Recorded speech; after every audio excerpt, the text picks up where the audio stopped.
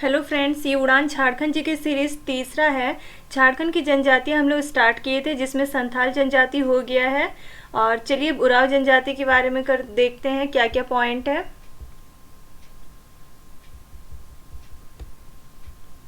उराव जनजाति ये झारखंड की दूसरी सबसे ज़्यादा जनसंख्या वाली जनजाति है और भारत में देखा जाए तो ये चौथे नंबर पे है।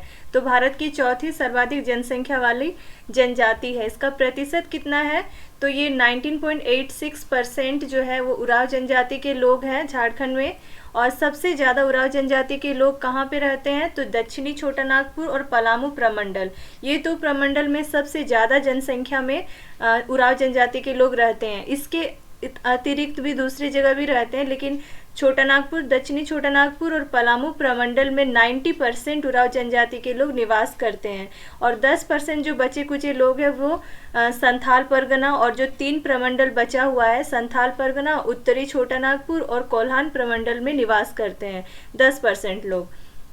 और इनका यदि ऐतिहासिक साक्ष्य के अनुसार देखा जाए तो ये कहाँ के मूल निवासी थे तो उराव जनजाति जो है वे दक्कन के मूल निवासी थे। दक्कन यानी एमपी मध्य प्रदेश साइड है दक्कन, उस उधर के ये मूल निवासी हैं। और ये उराव जनजाति के लोग खुद को क्या कहते हैं तो उराव जनजाति के लोग खुद को कुड़ुक कहते हैं, और जिसका अर्थ होता है मनुष्य। और इनका लैंग्वेज, इनका जो भाषा है वो कौन सी भाषा बोलते हैं तो कुड़ुक भाषा बोलते हैं, और खुद को ये कुड़ुक बोलते भी हैं। और ये कुड़ुक भाषा जो है कौन से भाषा परिवार परिवार के अंतर्गत आता है या बिलोंग करता है तो ये कुड़ुक भाषा जो है वो द्रविड़ परिवार की भाषा है। यहाँ पे पॉइंट वही है, झारखंड की दूसरी और भारत की चौथी सबसे ज़्यादा जनसंख्या वाली जो जनजाति है वो है उराव जनजाति। नेक्स्ट पॉइंट है कि भाषा के आधार पर ये कौन से समूह से रिलेटेड है, द्रविड़ समूह से रिलेटेड है। और ये उराव जनजाति के लोग जो है सबसे ज़्यादा, जितनी भी जनजातियां हैं ना उनमें सबसे ज़्यादा शिक्षित और जागरूक जनजाति जो है वो उराव जनजाति के लोग हैं। इसी वजह से इनका विकास भी सबसे ज़्यादा हुआ है दूसरी जनजातियों की तुलना में। इनकी भाषा का नाम कुड़ुक है, और जो भाषा बोलते हैं कुड़ुक भाषा वो कौन सी लिपि है, उसका लिपि का नाम है तोलोंग सिकी। तो कुड़ुक भाषा बोलते हैं और इन कुड़ुक भाषा जो है उसका लिपि का नाम है तोलोंग सिकी। और तोलोंग सिकी का आविष्कार किसने किया था, नारायण उरांव ने किया था तोलोंग सिकी लिपि का आविष्कार। और इसके लिए तोलोंग सिकी लिपि को टाइप करने के लिए कंप्यूटर में जो फंट यूज़ किया जाता है उस फंट का नाम क्या है तो केली तोलोंग। केली तोलोंग जो है वो कंप्यूटर फंट का नाम है। तोलोंग सिकी लिपि को टाइप करने के लिए यूज़ किया जाता है। जिस तरह से हिंदी में क्या होता है देवनागरी लिपि होता है, और देवनागरी लिपि के लिए कृति देव जो फंट है कंप्यूटर फंट उसका यूज़ किया जाता है, उसी तरह से तोलोंग सिकी लिपि को भी टाइप करने के लिए कंप्यूटर में फंट जो है उस फंट का नाम है केली तोलोंग। इनकी समाज संस्कृति कैसी है तो पहला साइंटिस्ट जिन्होंने इन पे अध्ययन किया था उनका नाम था सरच चंद्र राय। सरच चंद्र राय जिन्होंने ये प्रथम वैज्ञानिक अध्ययन किए थे उराव जनजाति पर। और उन्होंने क्या पाया था, इनमें 68 गोत्र पाए जाते हैं, 68 गोत्र जो इनमें पाए जाते हैं, जिनमें से मेन गोत्रों की संख्या कितनी है तो मेन 14 गोत्र है या 14 किली है, जिनका टेबल नीचे दिया गया है।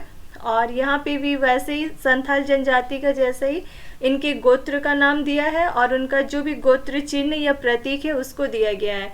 तो चलिए देखते हैं। गोत्र है किस्पोट्टा। किस्पोट्टा उसका प्रतीक क्या है, सुअर की अंतड़ी। तो किस्पोट्टा गोत्र का प्रतीक क्या है, सुअर की अंतड़ी। केरकेट्टा गोत्र की यदि कोई है तो उनका प्रतीक है गोरैया पक्षी। केरकेट्टा का गोरैया पक्षी। खाखा गोत्र वालों का कौवा। गाड़ी या तिग्गा का बंदर। तिरकी वालों का चिड़िया, तिरकी का चिड़िया। और इसके अलावा छोटी चिड़िया जिसका टोप्पो गोत्र है उनका छोटी चिड़िया, और तिरकी का ओनली चिड़िया। उसके बाद बेख गोत्र जिनका है उसका नमक। मिंज गोत्र वालों का सांप के आकार का मछली, सांप आकार मछली, मिंज गोत्र का। उसके बाद बारला या बाड़ा गोत्र वाले हैं उनका बट वृक्ष है। और किंडो और खलखो इन दोनों का मछली है। किंडो गोत्र का भी मछली है, खलखो गोत्र का भी मछली है। फिर लकड़ा गोत्र वालों का बाघ है। बरवा वालों का जंगली कुत्ता है और खोया गोत्र वालों का भी जंगली कुत्ता है। तो जंगली कुत्ता 2 जन का है, जो बरवा गोत्र के हैं और जो खोया गोत्र के हैं। मछली 2 जन का, किंडो और खलखो का। फिर मुंजनी और कुजूर, ये जो दो गोत्र हैं इनका लता, कुजूर और मुंजनी का लता। उसके बाद खेस गोत्र वालों का धान है, एक्का या कच्छप वालों का कछुआ है। फिर बाखला वालों का घास है और रुंडा वालों का लोमड़ी। जिनका गोत्र रुंडा है उनका हो गया लोमड़ी। और इनमें क्या होता है, गोदना या टैटू का प्रथा प्रचलन में है और इनमें महिलाओं, खासकर महिलाओं के लिए, तो महिलाओं में गोदना को अधिक महत्व दिया गया है उरांव जनजाति में। इसका उल्टा था संथाल जनजाति में। उनमें क्या था, पुरुषों में था। पुरुषों में जो बाएं हाथ में सिक्का का गोदना होना चाहिए, नहीं तो लड़की जो है उनसे शादी, जिनका नहीं रहता है उनसे शादी करना नहीं चाहती है, शादी करना पसंद नहीं करती है उन लड़कों को। तो ये लड़कों के लिए सही था उनका संथाल जनजाति में। लेकिन उरांव जनजाति में क्या है, महिलाओं में गोदना का अधिक महत्व है। और इसमें भी वैसे ही सेम गोत्र में शादी नहीं होता, समगोत्रीय विवाह जो है वो निषिद्ध है। और इनका सबसे ज़्यादा प्रचलित विवाह कौन सा है, तो आयोजित विवाह है, जिसमें कि वर पक्ष को वधूमूल्य देना पड़ता है। जो जिनसे भी शादी करेगा उनको वधूमूल्य देना पड़ता है वर को। फिर दूसरा है सेवा विवाह, ये भी प्रथा प्रचलन में है, लेकिन सबसे ज़्यादा यदि सर्वाधिक प्रचलित पूछेगा तो आयोजित विवाह है। लेकिन उसके अलावा यदि प्रथा कौन सा प्रचलित है तो सेवा विवाह भी प्रचलित है। इसके अंतर्गत क्या होता है कि जो भावी वर है, होने वाला जो हस्बैंड है, वो कुछ समय के लिए जो होने वाली जो भावी वधू है यानी होने वाली जो वाइफ है उसके घर में जाकर और अपने होने वाली वाइफ के जो माता पिता या अभिभावक जो भी है, फैमिली मेम्बर्स जो भी है, उनकी सेवा करेगा। एज ए वधूमूल्य के रूप में उनकी सेवा करेगा, उसी को बोलते हैं। और इसके बाद शादी करेगा तो इसको बोलेंगे सेवा विवाह। इनमें क्या होता है, उरांव जनजाति में विधवा विवाह का भी प्रचलन है, विधवा विवाह भी होता है इसमें। और एक ही गांव का यदि लड़का और लड़की है तो उनके बीच में शादी नहीं किया जाता है। और आपस में यदि नाता स्थापित करने के लिए कोई दूसरे गांव के यदि हैं और आपस में लोग नाता रिश्तेदारी निभा करना चाहते हैं तो उसके लिए वो लोग सहिया का चुनाव करते हैं। जिनको जो सहिया होता है उसको सहियारो कहा जाता है, जिनके द्वारा ये रिश्तेदारी बनता है। और ये कैसे होते हैं, इनको कैसे चुनते हैं सहिया को, तो ये हर 3 साल में जब धान की कटाई हो जाती है, धान कटने के बाद प्रत्येक 3 वर्षों की धान कटने के बाद एक समारोह का आयोजन किया जाता है जिसका नाम है सहिया चयन समारोह। और उसके तहत सहिया का चुनाव करते हैं और उस सहिया को क्या बोलते हैं, सहियारो। नेक्स्ट, इस जनजाति में क्या होता है, आपसी मित्रता की जाती है, आपस में दोस्ती किया जाता है। लड़कियां यदि इस तरह से दोस्त बने हैं, लड़कियां तो वे क्या बोलते हैं, अपने जो मित्र है, इस तरह से बने जो मित्र है उसको गोई या फिर करमडार बोलते हैं। लेकिन लड़के यदि लड़के जो है उनकी जो वाइफ रहेगी वो उसको लार या संगी कहते हैं। लड़कियां हैं तो जो उनका जो मित्रता जिससे हुआ है उस फ्रेंड को क्या बोलेंगे, गोई या करमडार। उसी तरह से यदि लड़के जिससे मित्रता किए हैं उस लड़की को बोलेंगे लार या संगी। और विवाह के उपरांत, विवाह हो गया उसके बाद लड़कों की जो पत्नियां हैं वो आपस में एक दूसरे को लारिन या संगिनी बुलाती है। इस जनजाति में परिवार की संपत्ति पर केवल पुरुषों का अधिकार होता है। उरांव जनजाति में क्या होता है, संपत्ति जो भी है पिता का वो सब में केवल पुरुषों का अधिकार होता है। इनकी भी सामाजिक कुछ व्यवस्थाएं हैं और उनका कुछ नामकरण है, जैसे कि इनमें भी युवा गृह है जिनको ये धूमकुरिया बोलते हैं, घूमकुरिया या धूमकुरिया बोलते हैं। जैसे कि संथाल जनजाति में ये क्या था, घोटुल था। फिर ये पंचायत को पचोरा बोलते हैं, पंचायत को पचोरा। धार्मिक प्रमुख जो रहेगा उसको पाहन बोलेंगे, धार्मिक प्रमुख को पाहन। जो ग्राम प्रधान है उसको महतो, जो कि मुखिया होता है, ग्राम प्रधान को महतो बोलते हैं। और नाच का मैदान जहाँ पे ये लोग अपने जो भी उनका नाच है वो करते हैं उस जगह को बोलते हैं अखड़ा। जब इनका त्योहार चलता है, त्योहार के समय जो पुरुष एक वस्त्र पहनते हैं, एक स्पेशल टाइप के वस्त्र पहनते हैं, तो वो जो पहनने वाला जो वस्त्र है उनको केरिया बोलते हैं। जो महिलाएं पहनती है उस वस्त्र को खंडरिया बोलते हैं। पुरुषों के द्वारा पहनने वाला वस्त्र केरिया, महिलाओं के द्वारा जो वस्त्र पहनते हैं वो खंडरिया। और यहाँ इनकी जो वंश और सत्ता कैसी होती है, पितृ सत्यात्मक होती है और पितृवंशीय होती है।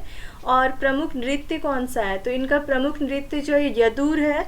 यदुर जिसमें कि ये लोग ग्रुप में डांस करते हैं, ग्रुप में नाचते हैं एक दूसरे को पकड़ के, तो वही डांस है यदुर। ये सबसे प्रमुख नृत्य है उरांव जनजाति का। और ये हर साल प्रत्येक वर्ष जो है वो 3 तरह का शिकार करते हैं, जिसको सेंद्रा यानी शिकार करना और अलग अलग नाम से है। बैसाख के महीने में ये बीसू सेंद्रा करते हैं, फागुन में फागु सेंद्रा, और जब वर्षा ऋतु स्टार्ट होता है उस स्टार्टिंग में जेठ शिकार करते हैं। जो उरांव द्वारा जो अनौपचारिक शिकार करते हैं उस अनौपचारिक शिकार को दो राहा शिकार कहा जाता है। इनका जो वर्ष है, वर्ष का शुरुआत जब धान का कटनी हो जाता है, धान काट लिया जाता है, उसके बाद यानी नवंबर दिसंबर में इनका वर्ष जो है शुरू होता है। इनके कुछ प्रमुख त्योहारों को देखते हैं। जैसे कि कर्मा पर्व, ये कब मनाया जाता है, ये लोग कब मनाते हैं, तो भादो महीने के शुक्ल पक्ष की एकादशी को मनाते हैं कर्मा। फिर सरहुल भी इनका प्रमुख त्योहार है। फिर है खद्दी त्योहार, जो कि चैत माह के शुक्ल पक्ष की तृतीया को मनाया जाता है, खद्दी। फिर जतरा पर्व इनका जेठ, अगहन और कार्तिक महीने में धर्मिष्ठ देवता के सम्मान में, जो इनका सबसे प्रमुख देवता है उनके सम्मान में जतरा पर्व मनाते हैं, जेठ, अगहन और कार्तिक महीने में। फिर सोहराय पर्व, जो कि कार्तिक अमावस्या को पशुओं के सम्मान में मनाया जाता है इनके द्वारा, सोहराय। फिर है फागु पर्व, जो कि फागुन महीने में होली के समरूप होता है। होली जिस तरह से मनाते हैं वैसे उसी के समरूप होता है फागुन महीने में फागु पर्व इनका। तो इम्पॉर्टेंट त्यौहार, इनका प्रमुख त्यौहार कौन कौन सा है, कर्मा, सरहुल, खद्दी, जतरा, सोहराय, फागु पर्व आदि, और भी बहुत सारे हैं बट ये प्रमुख है। इनकी आर्थिक व्यवस्था देखा जाए तो ये स्थायी कृषक बन गए हैं, परमानेंट जो है वो खेती बाड़ी करते हैं, इनका ये आर्थिक पैसा इनकम करने का यही सोर्स है। और स्टार्टिंग में छोटा नागपुर क्षेत्र में आने से पहले उरांव जनजाति के लोग जो है वो जंगलों को साफ करके कृषि कार्य करना प्रारंभ किए। जैसे ही मतलब आने के बाद ये तो दक्कन से आए, दक्कन से आके डायरेक्ट ये दक्षिणी छोटा नागपुर और पलामू वाले प्रमंडल में आए थे सबसे पहले। तो छोटा नागपुर के क्षेत्र में आने के बाद क्या किए, जंगल था पूरा छोटा नागपुर वाला एरिया, तो उस जंगलों को ये पहले साफ किए और कृषि कार्य करने के लिए उस लायक बनाए ज़मीनों को। तो इसलिए जो लोग किए थे वैसे उरांव को भुइयर कहा गया, और जो लोग इनकी जो भूमि थी उस भूमि को भुइयर भूमि कहा गया, और जो इनके द्वारा एक गांव बसाया गया उस गांव को भुइयर गांव कहा गया। लेकिन जो बाद में आए जो उरांव, यानी कि उनके बाद वो तो पूर्वज हो गए, उनके बाद जो उनके बेटे इस तरह से जो आए, या फिर कोई खरीदा है उनकी ज़मीन को तो वो बाद में आए, तो वैसे आने वाले उरांव को रैयत कहा गया या फिर जेठ रैयत कहा गया। उरांव में एक विशेष प्रथा होती है, प्रथा पाई जाती है, जो कि है पसरी। पसरी एक विशेष प्रकार की प्रथा है जिसमें क्या होता है कि एक दूसरे का मदद किया जाता है, यानी कि अदला बदली वाला मदद, आपस में मेहनत का विनिमय किया जाता है। जैसे कि खेतों में काम किए, 2 फैमिली है, 2 परिवार है, दोनों परिवार के खेतों में काम है, तो एक पहला परिवार जो है उसके घर में दूसरा परिवार के जो भी सदस्य है वो लोग भी आके इनके खेतों में काम किए, धान लगाना, कटाई सब कुछ किए, और जो भी हेल्प चाहिए था वो सब किए। और फिर जब उनके खेतों में, दूसरे परिवार के खेतों में जब ये बार खेती करने का टाइम आया तो उस टाइम पे पहले परिवार के लोग भी उनके खेतों में जाके काम किए। इस तरह से क्या हुआ, अपना मेहनत को ये एक दूसरे के साथ शेयर किए। तो ये आपस में मेहनत का विनिमय करते हैं, या फिर किसी को, यदि किसी के पास हल बैल है लेकिन वो नहीं उसको चला पा रहे हैं, तो दूसरा जो फैमिली है उनके घर में कोई जेंट्स है जो कि वो कर पाते हैं, तो वो आके इनके घर में, इनके खेतों में आके हल बैल लेके खेत को जोतना, उनको कोड़ना, इस चीज़ में सहायता किए। तो ये इस चीज़ को, इस परंपरा को, इस प्रथा को उरांव जनजाति लोग क्या बोलते हैं, पसरी। पसरी एक विशेष तरह की प्रथा है जिसमें इस तरह से मदद किया जाता है एक दूसरे का। इनका प्रमुख भोजन क्या क्या है, चावल, जंगली पक्षी और फल।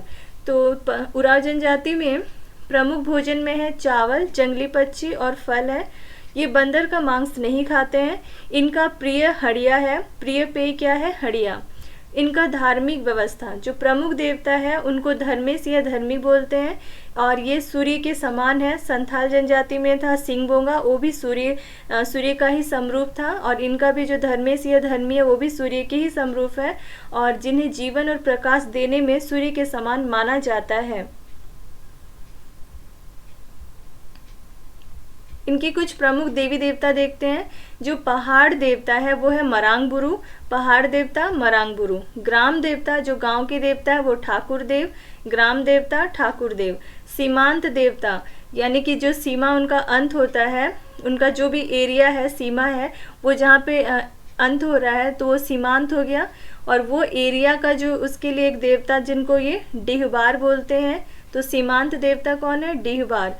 फिर इनके कुल के देवता कौन है? जो पूर्वजों का आत्मा है वो है कुल देवता, यानी पूर्वज आत्मा। उसके बाद भेलवा पूजा और गोरैया पूजा का आयोजन इनमें किया जाता है। तो भेलवा पूजा कब ये लोग करते हैं? जब फसल की रोपनी हो जाती है, रोप लेते हैं फसल को, उसके बाद रोपन के समय ही भेलवा पूजा करते हैं। और गोरैया पूजा कब करते हैं? तो साल भर में एक बार करते हैं, और ये गांव के कल्याण के लिए करते हैं। गांव में कोई दिक्कत ना हो किसी को, तो उस गांव के कल्याण के लिए एक बार साल भर में गोरैया पूजा करते हैं। जो इनके धर्म के प्रधान है, धर्म के मामले में यानी धार्मिक प्रधान जो है उसको ये लोग पाहन बोलते हैं, और जो पाहन का मदद करता है, सहयोगी होता है, उसको पुजार बोलते हैं। धार्मिक प्रधान है पाहन, सहयोगी है पुजार। जहाँ पे ये उनका मुख्य पूजा स्थल है उसको सरना बोलते हैं, मुख्य पूजा स्थल है सरना। जो पूर्वजों की आत्मा का निवास स्थान है, जहाँ पे इनको जलाना या दफनाया जाता है, पूर्वजों को जो भी डेथ किए हैं उनको, तो उस निवास स्थान को शासन कहते हैं। जनवरी में हड़बोड़ा संस्कार का आयोजन किया जाता है। तो जनवरी महीना में एक आयोजन किया जाता है, किस चीज़ का? हड़बोड़ा संस्कार। इसके अंतर्गत क्या होता है कि साल भर में जितने भी अपने सेम गोत्र के लोग हैं, किसी गांव में मान लेते हैं, और वहाँ पे साल भर में जितने भी मरे गोत्र के जितने भी सभी लोगों की हड्डियों को नदी में बहा दिया जाता है। तो मरे गोत्र के सभी लोगों की हड्डियों को क्या करते हैं लोग? नदी में बहा देते हैं जनवरी के महीने में, और ये आयोजन किया जाता है जिसको कि हड़बोरा संस्कार कहा जाता है। और इस तरह से नदी में निक्षेपित किया जाता है। इसे क्या कहते हैं? इसे गोत्र खूंदी कहते हैं। इसे गोत्र खूंदी, इस तरह से साल भर में मरे गोत्र के सभी लोगों की हड्डियों को नदी में बहा देना, जिसे कि गोत्र खूंदी कहा जाता है। और इसके लिए जनवरी महीने में एक हड़बोड़ा संस्कार का आयोजन किया जाता है। फिर आते हैं कोहा बेंजा। कोहा बेंजा क्या होता है? तो हड़बोड़ा संस्कार के बाद क्या होता है कि इनकी जो आत्मा है, जो साल भर में जो लोग मरे हैं, उनकी जो आत्मा है, उनसे पहले जो पूर्वज है उनकी आत्मा से मिलते हैं। इस चीज़ को बोलते हैं कोहा बेंजा। फिर उराव जनजाति के लोग क्या है? तांत्रिक और जादुई विद्या में विश्वास करते हैं, और ये जादू टोना जो करने वाला व्यक्ति होता है उसको माटी कहते हैं। तो जादू टोना करने वाले व्यक्ति को ये लोग माटी कहते हैं। और इनमें क्या होता है? सबों का दाह संस्कार किया जाता है। जनरली सामान्यतः क्या होता है? दाह संस्कार किया जाता है। लेकिन जो उराव जनजाति ईसाई धर्म को अपनाए हुए हैं उनके लिए अनिवार्य है कि वे क्या करेंगे? सबको दफनाएंगे, और जो भी ईसाई परंपरा के अनुसार उनका क्रियाकर्म है उन सभी को करेंगे। फिर आते हैं घुमकुरिया, जो कि इनका क्या था? एक युवा गृह था। युवा गृह मतलब युवा का घर, युवाओं का घर, युवा गृह। और ये क्या होता है? इसमें युवक और युवतियों को उनकी जो उराव जनजाति है, उनके जो भी रीति रिवाज है, उनके जो भी परंपरा है, उनको सिखाया जाता है इस घर में, युवा गृह में। और ये इस घर में प्रवेश कब मिलता है? तो 10-11 साल के जब एज के बच्चे लोग रहते हैं, युवक और युवती, तो उनको इनमें प्रवेश मिलता है। और जैसे ही उनकी शादी हो जाती है, उनकी सदस्यता जो है वो समाप्त हो जाती है। और ये कैसे युवा गृह में शामिल करते हैं बच्चों को? तो ये सरहुल के समय होता है, और 3 वर्ष में एक बार प्रवेश करने के लिए मिलता है। और इसके लिए एक दीक्षा समारोह का आयोजन भी ये लोग करते हैं। 3 वर्ष में एक बार सरहुल के समय युवा गृह में प्रवेश मिलता है, जिसके लिए एक दीक्षा समारोह का आयोजन भी करते हैं। और इनमें जितने भी सदस्य हैं उनको 3 श्रेणियों में बांटा गया है। पहला है पूना जोखर, पूना जोखर, जो कि जैसे ही प्रवेश करने वाले नए सदस्य हैं उनको एक कैटेगरी में, एक श्रेणी में रखते हैं, जो कि वो श्रेणी का नाम है पूना जोखर। दूसरा है 3 साल बाद एक दूसरा कैटेगरी है जिसको बोलते हैं मांझ जोखर। मांझ जोखर में 3 साल बाद, जिनका 3 साल हो गया है, वैसे सदस्यों को मांझ जोखर की कैटेगरी में रखते हैं, श्रेणी में रखते हैं। और तीसरा जो है वो है कोहा जोखर, यानी कि इसके अलावा जो बाकी बच गया उनको कोहा जोखर में रख दिए। फिर युवकों के लिए जोक एडपा नाम का एक प्रबंध होता है, और युवतियों के लिए, जो लड़कियां हैं उनके लिए पेल एडपा, जो लड़के हैं उनके लिए जोक एडपा। जोक एडपा लड़कों के लिए, पेल एडपा लड़कियों के लिए, अलग अलग प्रबंध होता है। और जोक का मतलब क्या होता है? कुंवारा। जोक का मतलब यहाँ पे कुंवारा होता है। जोक एडपा को धांगर कुड़िया भी कहा जाता है। तो जोक एडपा को और क्या कहा जाता है? धांगर कुड़िया भी कहा जाता है। और जिसका एक मेन रहेगा उस मुखिया को धांगर या महतो कहते हैं। तो मुखिया को धांगर या महतो, और जो सहायता करता है, सहायक होता है, उसको कोतवार कहते हैं। जो पेल एडपा है, लड़कियों के लिए जो प्रबंध है पेल एडपा, उसकी देखभाल करने के लिए जो महिला होती है उसको बड़की धांगरिन कहते हैं। तो उनकी देखभाल के लिए, पेल एडपा की देखभाल करने के लिए महिला को बड़की ढांगरिन कहा जाता है। जो महिला करती है देखभाल उसको बड़की ढांगरिन कहा जाता है। और इनमें भी अधिकारी होते हैं, तो जो कि इन सबको संभालते हैं। तो अधिकारियों को 3 वर्ष के बाद बदल दिया जाता है। हर 3 साल में क्या होते हैं, जो भी उनके अधिकारी होते हैं, अधिकार में रहते हैं जिनके अधिकार में वो लोग, तो उस अधिकारी को हर 3 साल में बदल दिया जाता है। और इसके लिए मुखिया हंडी नाम का एक समारोह का आयोजन किया जाता है। तो हर 3 साल में अधिकारियों को बदलने के लिए किस समारोह का आयोजन किया जाता है? मुखिया हंडी या हड़िया पीना नाम का एक समारोह है जिसका आयोजन किया जाता है। चलिए उराव जनजाति के क्वेश्चन भी देखते हैं। क्वेश्चन नंबर 1 है, उराव जनजाति की भाषा क्या है? तो कुड़ुक भाषा। क्वेश्चन नंबर 2, उराव जनजाति में युवा गृह को किस नाम से जाना जाता है? तो धुमकुरिया या घुमकुरिया जो है वो उराव जनजाति में युवा गृह को बोला जाता है। और घोटुल किसका था? संथाल जनजाति का। और गीती ओरा जो है वो आगे पढ़ेंगे हम लोग, मुंडा जनजाति में है युवा गृह का नाम गीती ओरा। क्वेश्चन नंबर 3 है, किस क्षेत्र में उराव जनजाति का सबसे ज़्यादा सर्वाधिक संकेंद्रण जो है वो पाया जाता है? तो सबसे ज़्यादा जो है छोटा नागपुर पठार में और पलामू प्रमंडल में उराव जनजाति के लोग पाए जाते हैं। क्वेश्चन नंबर 4, 90% लोग पाए जाते हैं। उसके बाद क्वेश्चन नंबर 4 है, ऐतिहासिक रूप से उराव जनजाति का मूल निवास स्थान कहाँ माना जाता है? तो उराव जनजाति का मूल निवास स्थान जो है वो आपका दक्कन, यानी कि जो मध्य प्रदेश में है, उसको माना जाता है।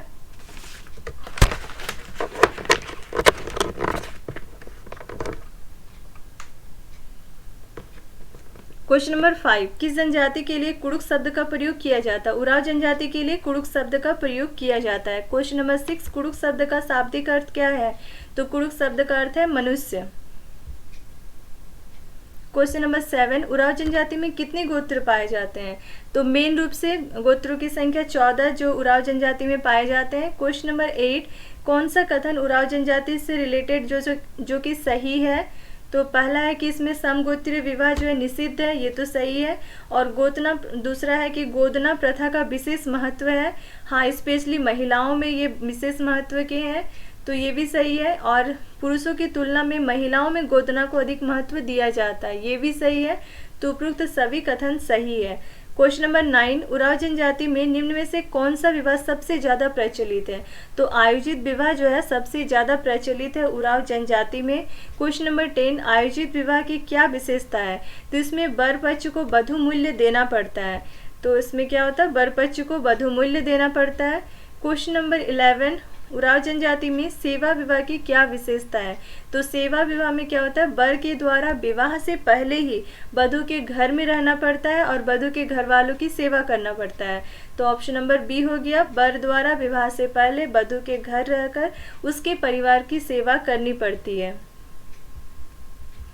क्वेश्चन नंबर 12, उराव जनजाति की सामाजिक व्यवस्था का उनके नामकरण से मिलान करें। पहला है युवा गृह, युवा गृह को क्या बोलते हैं? घुमकुरिया बोलते हैं।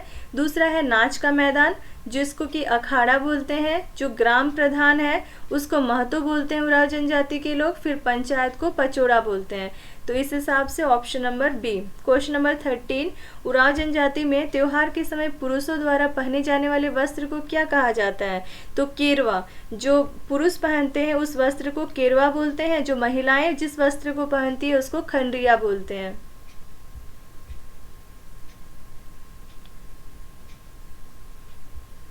क्वेश्चन नंबर 14 भी हो गया, महिलाओं वाला खंडरिया। क्वेश्चन नंबर 15 मिलान करना है, तो चलिए।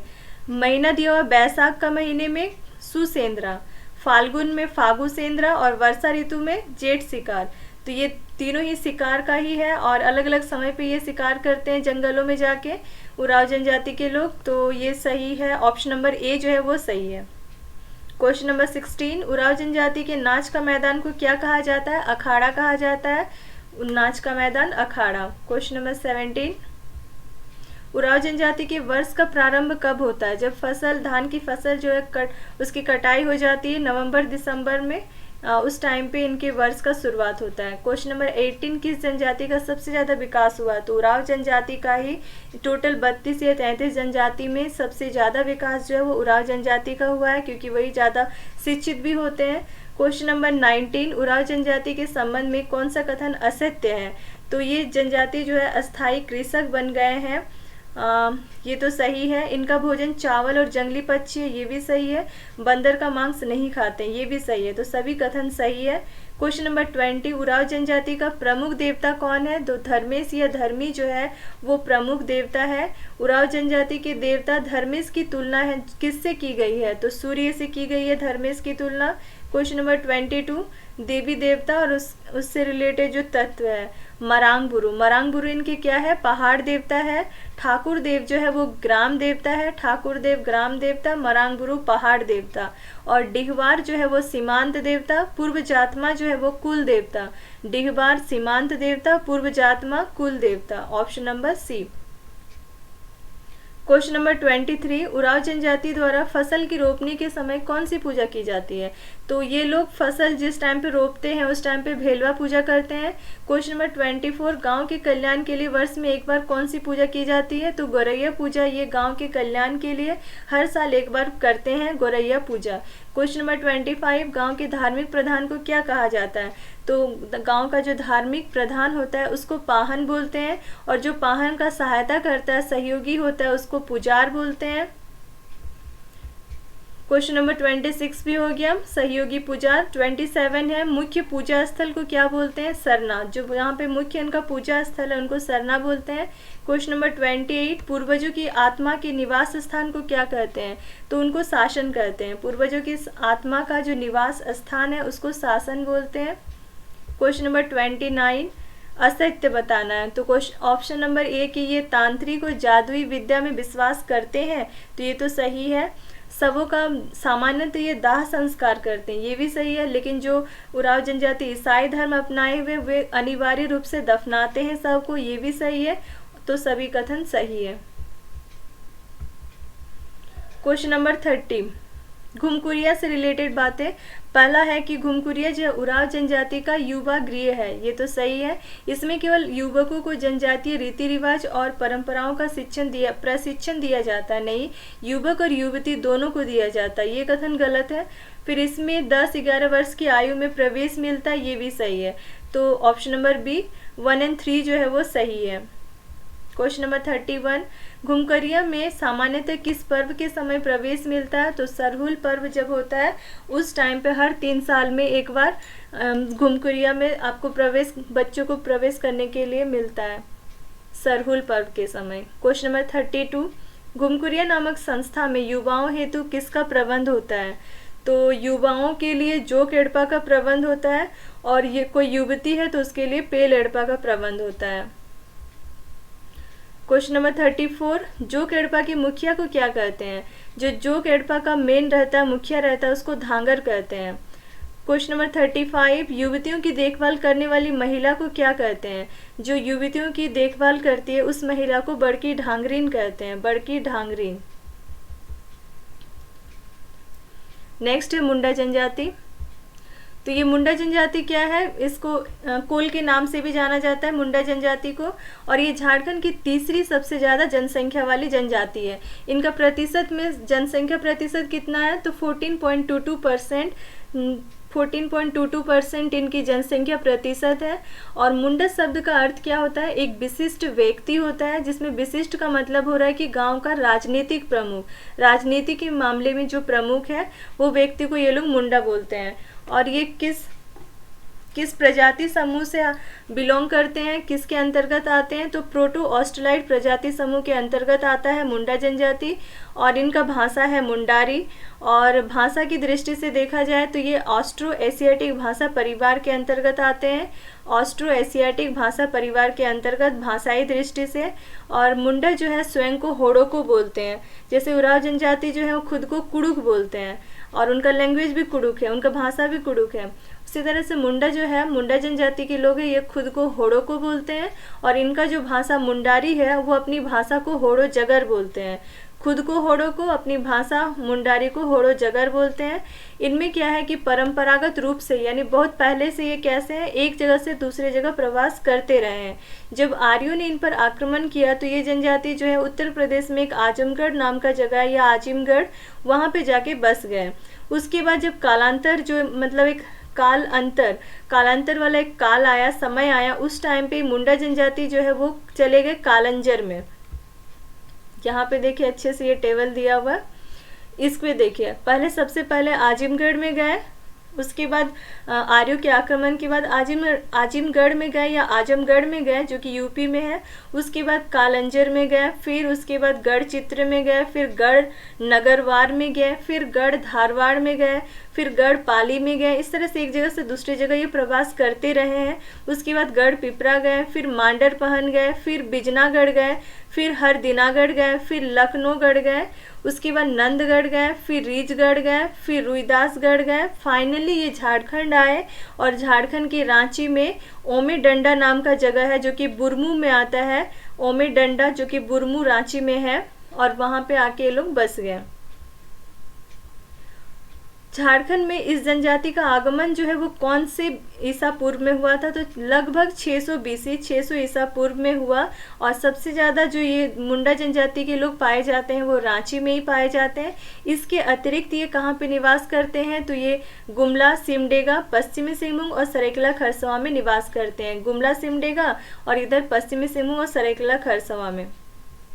ये दो तो हो गया दक्षिणी छोटा नागपुर का जिला और गुमला सिमडेगा। उसके बाद जो पश्चिमी सिंहभूम और सरायकेला खरसावां ये आपका कोल्हान प्रमंडल में आता है, कोल्हान में, और ये दक्षिणी छोटा नागपुर प्रमंडल में। तमाड़ क्षेत्र में जो मुंडा लोग रहते हैं उसको तमाड़ी मुंडा या पातर मुंडा कहा जाता है, तमाड़ी मुंडा या पातर मुंडा। 2022 में संविधान संशोधन हुआ, उसके तहत क्या हुआ कि मुंडा जनजाति के पर्याय में तमाड़िया, या जो तमाड़िया है यानी तमाड़ वाले एरिया में जो मुंडा जनजाति के लोग हैं उनको तो तमाड़िया या तमाड़िया बोलते हैं। उन लोगों को अब क्या हुआ, मुंडा जनजाति के ही अंतर्गत रख दिया गया इस संविधान संशोधन के तहत। और इस संविधान जो 2022 का संविधान संशोधन हुआ उसके तहत और क्या क्या हुआ था, एक तो पुरान जनजाति जो 33वीं जनजाति है उसको शामिल करने का प्रावधान हुआ। उसके बाद जो भोक्ता अनुसूचित जाति था उसको अनुसूचित जाति से हटाकर अनुसूचित जनजाति जो कि खरवार एक है उसके अंतर्गत रखने का भी निर्णय लिया गया। मतलब उसके लिए भी ये लोग बोले थे संसद में। और नेक्स्ट है बस ये तीन पॉइंट है जो कि संविधान संशोधन 2022 के अंतर्गत शामिल किया गया है। और ये जो मुंडा जनजाति के लोग हैं वो केवल झारखंड में ही पाए जाते हैं। लेकिन अभी क्या हो रहा है, वर्तमान समय में अभी जो आपका फ़ोन साधनों का इतना, संचार साधनों का इतना ज़्यादा विकास हो गया जिसकी वजह से ये लोग झारखंड के जो झारखंड से जुड़े हुए राज्य हैं उनमें भी जाके लेकिन बहुत ही कम संख्या में जाके वहाँ निवास करते हैं। इनकम के लिए इनकम करने के सोर्स से जाते हैं, लेकिन बहुत ही कम संख्या में जाते हैं। जो मुंडा जनजाति के लोग जो जंगलों को काटकर जो जमीन भूमि योग्य बनाए थे, जिनको खेती करने योग्य बनाए थे, वो भूमि क्या कहलाता है, खूट कट्टी भूमि कहलाता है, जो कि मुंडाओं के द्वारा निर्मित किया गया है। और इसमें खूट का अर्थ क्या होता है, खूट का अर्थ होता है परिवार, इनकी जो लिपि है, भाषा है मुंडारी, उस मुंडारी भाषा का लिपि क्या है, मुंडारी बनी। लिपि का नाम है मुंडारी बनी। और ये मुंडारी बनी का आविष्कार किसने किया था, तो उड़ीसा का एक रोहिदास सिंह नाग नाम के एक व्यक्ति थे, जिन्होंने, जो उड़ीसा के थे, 1982 ईस्वी में उन्होंने इस लिपि का आविष्कार किया। मुंडारी बनी, मुंडारी भाषा का लिपि मुंडारी बनी, जिसका आविष्कार 1982 ईस्वी में उड़ीसा के एक व्यक्ति थे, रोहिदास सिंह नाग, जिन्होंने किया था। समाज और संस्कृति को देखा जाए तो सामाजिक अस्थिरीकरण की दृष्टि से जो मुंडा समाज है उनको कुछ भागों में बांटा गया। ठाकुर, मानकी, मुंडा, बाबू भंडारी और पातर में बांटा गया। ठाकुर में, मानकी में, कुछ को मुंडाओं में, कुछ को बाबू भंडारी में और कुछ को पातर में बांटा गया। इनमें भी सेम गोत्र में विवाह जो है वो वर्जित है। इनका भी सबसे ज़्यादा जो प्रचलित विवाह है वो है आयोजित विवाह। इसके अलावा यदि अन्य विवाह देखा जाए तो राजी खुशी विवाह होता है, जिसमें वर और वधू जो है अपनी इच्छा सबसे ऊपर रखते हैं और शादी करते हैं, विवाह करते हैं। दूसरा है हरण विवाह, जिसमें क्या होता है कि किसी लड़की को लड़का जो है पसंद किया है और उसका जो है हरण करके विवाह कर रहा है, यानी पसंद की लड़की का हरण करके विवाह कर रहा कोई लड़का, तो वो हरण विवाह में आया। सेवा विवाह, ससुर के घर सेवा द्वारा वधू मूल्य को चुकाया जाना, सेवा विवाह में। हठ विवाह क्या होता है, वधू के द्वारा, अब लड़की जो है विवाह होने तक वर के यहाँ जबरदस्ती रह रही है, जिससे पंचायत उनका विवाह कर दे रहे हैं, तो वो हठ विवाह हो गया। इनकी भी कुछ सामाजिक व्यवस्था है, जैसे कि युवा गृह। युवा गृह जिसको ये लोग गीति ओड़ा बोलते हैं, युवा गृह को गीति ओड़ा। विधवा विवाह होता है उसको सगाई बोलते हैं, विधवा विवाह को सगाई। जो ग्राम का प्रधान होता है उसको ये लोग, मुंडा जनजाति के लोग मुंडा बोलते हैं। और ग्राम पंचायत प्रधान को हाथू मुंडा बोलते हैं। ग्राम पंचायत को क्या बोलते हैं, हाथू, और उसका जो प्रधान रहेगा उसको हाथू मुंडा। पढ़ा पंचायत प्रधान को मानकी बोलते हैं। पढ़ा पंचायत प्रधान जो रहेंगे उसको मानकी। एक से ज़्यादा गांव मिलके जो पंचायत बनती है उसको पढ़ा या पढ़ा कहते हैं, और इसी पढ़ा पंचायत का जो प्रधान रहेगा उसको मानकी बोलेंगे। विवाह को ये लोग अरंडी बोलते हैं, जैसे कि संथाल जनजाति के लोग विवाह को बापला बोलते हैं, ये लोग बोलते हैं अरंडी। उसके बाद वधू मूल्य देखा जाए तो वधू मूल्य को ये लोग गोनोंग टाका बोलते हैं या कुरी गोनोंग, गोनोंग टाका या कुरी गोनोंग। ग्राम पंचायत तो हाथू, फिर पंचायत स्थल जहाँ पे है उसको अखड़ा बोलते हैं। पंचायत स्थल जो है अखड़ा। वंश स्कूल जो है उसको खूट बोलते हैं, वंश स्कूल इनको खूट बोलते हैं। इनमें भी कैसे होता है, स्त्री यदि तलाक दे रही है तो उनको वधू मूल्य या गोनोंग टाका जो है उसको लौटाना पड़ता है। इनमें मुंडा जनजाति में जो तलाक होता है, तलाक को साकमचारी के नाम से जाना जाता है। अधिकांश फैमिली इनमें भी कैसा होता है, एकल परिवार ही होता है। इनका सत्ता और वंश कैसा होता है, पितृ सत्यात्मक और पितृवंशीय ही होता है। और वंश कुल की परंपरा को खूट के नाम से जाना जाता है। इनमें भी गोत्र को कीली के नाम से जाना जाता है। और रिजले नाम का जो कोई व्यक्ति था जिन्होंने किताबें लिखे थे, तो उस रिजले के द्वारा ये इनमें गोत्रों की संख्या कितना बताया गया, तो 340 गोत्र बताए गए हैं। मुंडा जनजाति के 340 गोत्र। यहाँ पे उनके गोत्र और उनके प्रतीक चिन्ह है। किसी मुंडा जनजाति का यदि गोत्र नाग है तो उसका प्रतीक चिन्ह सांप है। बोदरा गोत्र वालों का मोर है। सोई गोत्र वालों का सोल मछली। और मुंडू गोत्र वालों का बिरनी, मुंडू का बिरनी। होरो गोत्र वालों का कछुआ। किरकेटा गोत्र वालों का पक्षी। इसी तरह से यदि किसी का धान गोत्र है तो उसका बेंगा धान। और भेंगरा वालों का घोड़ा, भेंगरा का घोड़ा। अईद का मछली, अईद गोत्र वालों का मछली। टोपनो गोत्र वालों का लाल चीटी, तोपनो वालों का लाल चीटी। पूर्ति वालों का घड़ियाल। और बारजो गोत्र का कुसुम फल, बारजो गोत्र का कुसुम फल। और हंसा यदि किसी का गोत्र है तो उसका हंस। सोमा सिंह मुंडा ने इन जो मुंडा जनजाति है इनको इतने सारे शाखा है, इसको 13 उप शाखाओं में बांटे। मुंडा जनजाति को 13 उप शाखाओं में विभाजित किया है सोमा सिंह मुंडा ने, जिसमें सबसे प्रमुख कौन कौन है, तो माहली मुंडा और कंपाट मुंडा जो है ये सबसे प्रमुख 2 उपशाखा का नाम है। और इनको 13 उपशाखा में किसने बांटा था मुंडा जनजाति को, तो सोमा सिंह मुंडा ने बांटा था। जिनमें से 2 मुख्य कौन कौन है, माहली मुंडा और कंपाट मुंडा। फिर इनमें एक प्रसिद्ध लोक कथा है, मुंडा जनजाति की प्रसिद्ध लोक कथा का नाम है सोसो बोंगा। सोसो बोंगा, जिसमें क्या होता है, इनकी जो भी परंपरा है या जैसे जैसे जैसे इनका विकास हुआ वो विकास क्रम जो है उस पर प्रकाश डाला है ये लोक कथा। तो प्रसिद्ध लोक कथा का नाम है सोसो बोंगा। इनमें कुछ चीज़ें वर्जित होता है महिलाओं के लिए, जैसे कि धान की बुआई करना, धान बोना जो है महिलाएं नहीं करती, धान की बुआई करना इनमें वर्जित है। फिर महिलाओं के लिए जो छप्पर है, छत होता है उनका, उनके छप्परों पर चढ़ना भी वर्जित है। और इनका छप्पर कैसे, यदि टाली खपरा ऐसे घर होते हैं और उनका जो छप्पर हुआ छत जैसा बन रहा है उस पे वहाँ पे चढ़ना जो है महिलाओं का मना है। उसके बाद किसी का डेथ हो गया है तो दाह संस्कार में भाग लेने के लिए महिलाएं जो है वो शमशान घाट नहीं जा सकती है, तो महिलाओं का शमशान घाट जाना भी वर्जित है। इसके अलावा जो एक सरहुल पूजा होता है, तो सरहुल जो पर्व ये लोग मनाते हैं उस टाइम पे ये लोग प्रसाद भी बनता है, तो उस प्रसाद को गांव की जो बेटियां हैं जिनका शादी नहीं हुआ, गांव की बेटियां जो है उस सरहुल के प्रसाद को ग्रहण नहीं कर सकती है, तो वही वर्जित होता है। इनमें जब ये लोग जब कोई त्यौहार मनाते हैं तो इनके द्वारा जो वस्त्र पहना जाता है उसको केरिया या फिर बटोई बोलते हैं। पुरुष जो वस्त्र पहनते हैं उसको बटोई या केरिया बोलते हैं, और यदि कोई महिला वस्त्र पहन रही है तो उसको परेया बोलते हैं। परेया, महिलाओं के द्वारा परेया, पुरुषों के द्वारा केरिया या बटोई।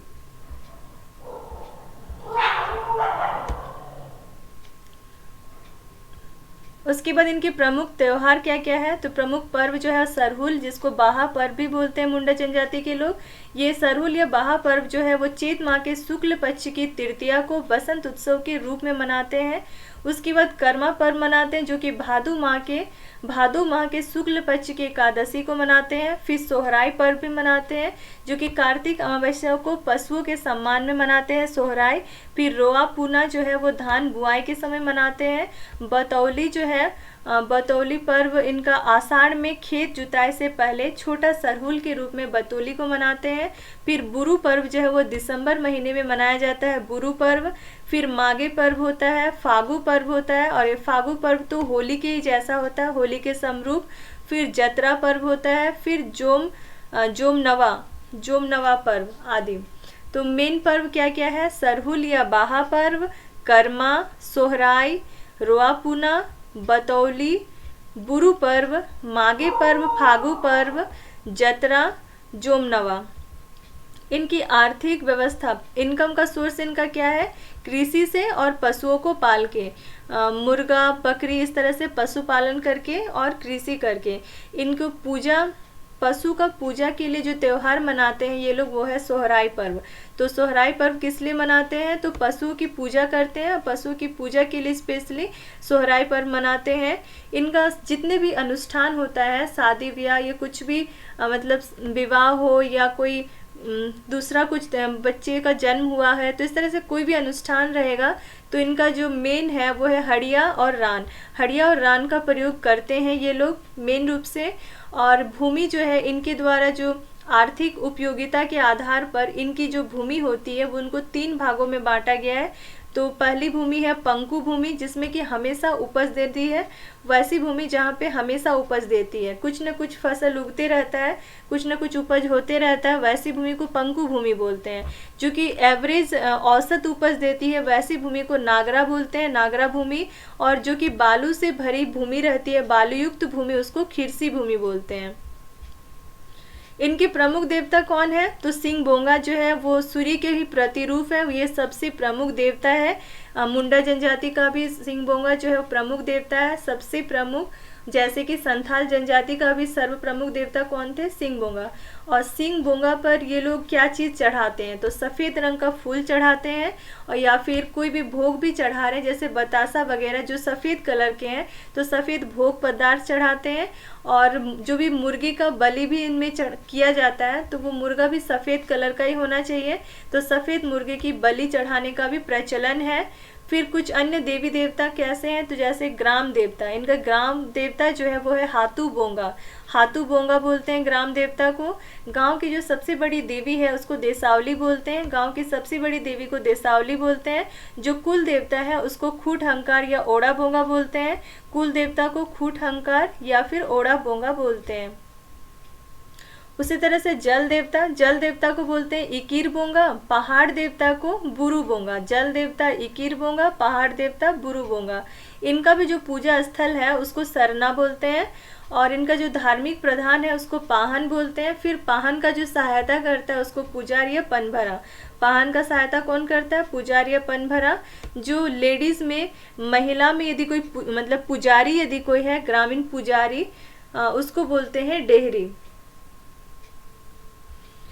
तांत्रिक और जादुई विद्या में विश्वास करते हैं और ये लोग क्या करते हैं, झाड़ फूक करने वाले को देवड़ा बोलते हैं। ये लोग भी तांत्रिक और जादुई विद्या में विश्वास करते हैं और जो लोग झाड़ फूक करते हैं उसको देवड़ा बोलते हैं।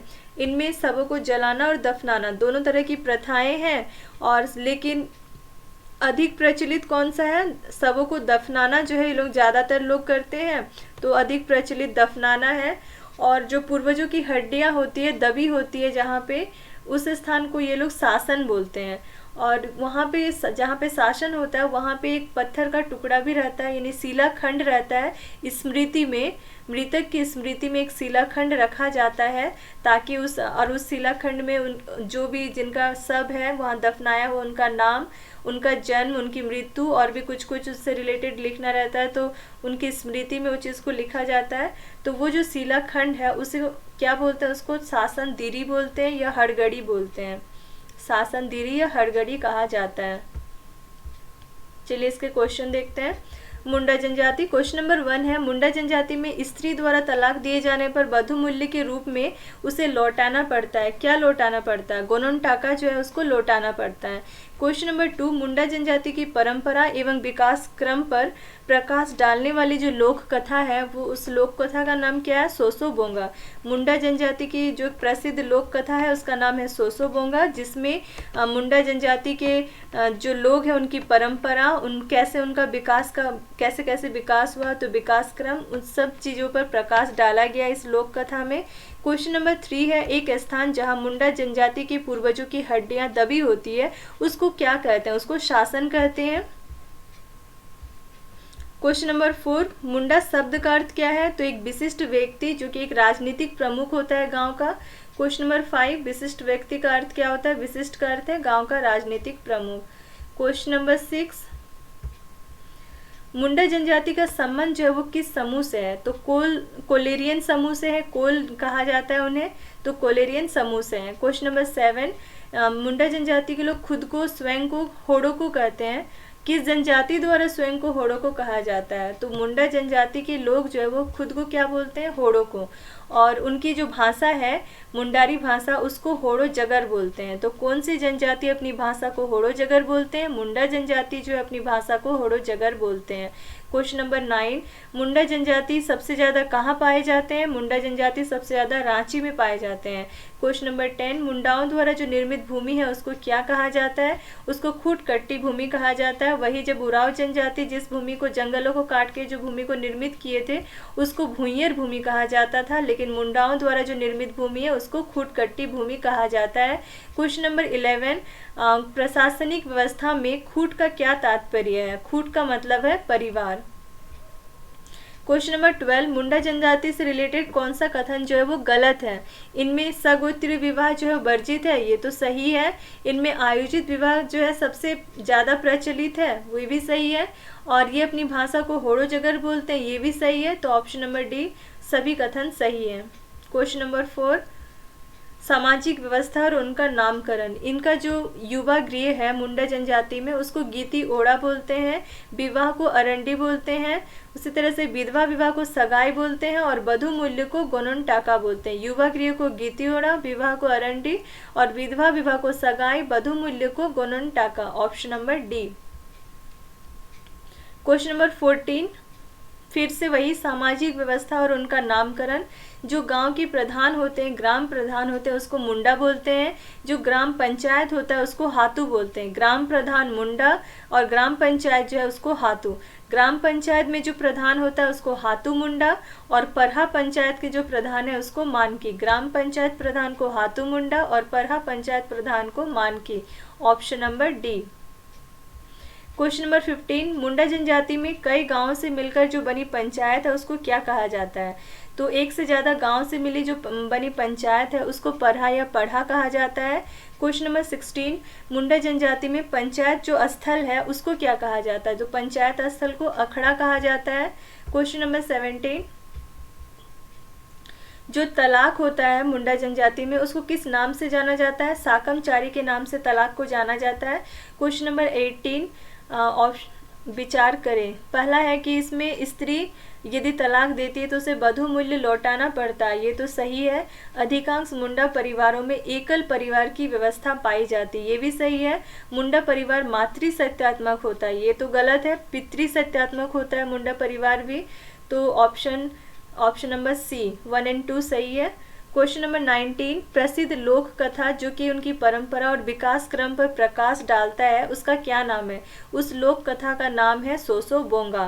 क्वेश्चन नंबर 20, बटोई क्या है? तो मुंडा जनजाति में जो पुरुष किसी विशेष अवसर पर पहनते हैं जो वस्त्र उसको बटोई बोलते हैं या करिया बोलते हैं। तो इस तरह से बटोई क्या है? पुरुषों द्वारा धारण किया जाने वाला एक वस्त्र है बटोई। ऑप्शन नंबर ए हो गया। क्वेश्चन नंबर 21, पारेया क्या होता है? तो महिलाएं जो धारण करती है वस्त्र, उस वस्त्र को बोलते हैं पारेया। महिलाओं द्वारा धारण किया जाने वाला एक वस्त्र है पारेया। क्वेश्चन नंबर 22, कौन सा कथन गलत है? तो मुंडा जनजाति द्वारा सभी अनुष्ठानों में हड़िया का प्रयोग किया जाता है। हाँ, ये लोग सभी अनुष्ठान, जो भी अनुष्ठान रहेगा, अवसर रहेगा, हर उस टाइम पे ये लोग हड़िया और रन जो है इन दोनों का प्रयोग करते हैं। ऑप्शन नंबर बी है, प्रमुख आर्थिक क्रियाकलाप इनका कृषि और पशुपालन है, ये भी सही है। कृषि और पशुपालन ही इनका मेन है आर्थिक पैसा कमाने के लिए। ऑप्शन नंबर सी है, पशु पूजा के लिए ये लोग सोहराई त्यौहार मनाते हैं, ये भी सही है। सोहराई का जो त्यौहार है, पर्व है, ये पशु पूजा करने के लिए मनाते हैं। उपरोक्त सभी कथन सही है। क्वेश्चन नंबर 23, इसमें भूमि का नाम दिया है और उनकी विशेषता। पंकु भूमि किसको बोलेंगे? जिसमें हमेशा उपज देने वाली जो भूमि होती है उसको पंकु भूमि। खिरसी भूमि किसको बोलते हैं? जो बालू युक्त भूमि होता है वो खिरसी भूमि। और नागरा भूमि किसको बोलते हैं? जिसमें औसत उपज देने वाला जो भूमि होता है उसको नागरा भूमि। Option number B. Question number 24, Munda जनजाति के प्रमुख देवता को क्या कहा जाता है? तो मुंडा जनजाति के प्रमुख देवता है सिंगोंगा। संथाल जनजाति के भी प्रमुख देवता है सिंगोंगा। उराव जनजाति का था धर्मेश या धर्मी।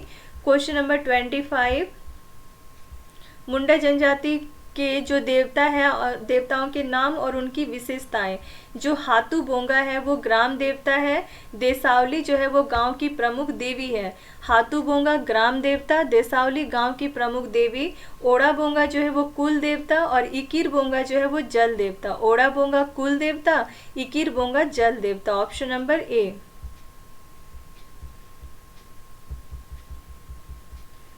क्वेश्चन नंबर 26, पहाड़ देवता को बुरु बोंगा बोलते हैं। पहाड़ देवता को बुरु बोंगा। फिर पूर्वजों की स्मृति में किसी स्थान पर रखे गए जो शिलाखंड है उसको क्या बोलते हैं? उसको हड़गड़ी बोलते हैं। पूर्वजों की स्मृति के लिए जो पत्थर का टुकड़ा या शिला का खंड है, शिलाखंड, उसको हड़गड़ी कहा जाता है। नेक्स्ट आएगा हो जनजाति, जो कि नेक्स्ट क्लास में करेंगे। आज के लिए इतना ही। Thank you.